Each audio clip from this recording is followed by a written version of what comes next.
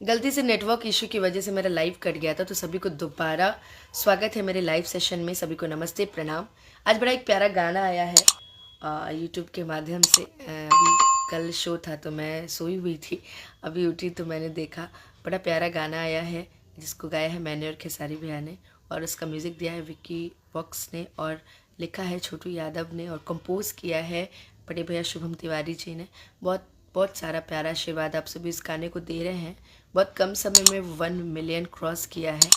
बहुत बहुत अच्छा लग रहा है, बहुत खुशी की बात है। और आप लोगों से एक बात कहनी थी मुझे, आप लोग जल्दी जुड़ जाइए। उसके बाद मैं एक बात आप लोगों से बताना चाहती हूँ। शायद हमेशा पता नहीं क्यों ऐसा ही होता है, और जो कि नहीं होना चाहिए इंडस्ट्री में। खासकर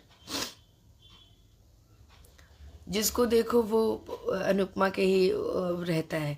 नहीं नहीं, अनुपमा ने गलत किया, नहीं नहीं, अनुपमा ने गलत किया। अच्छा, अनुपमा अगर इतनी गलत थी तो आपको बोलना चाहिए ना कि अनुपमा तुम गलती कर रही हो।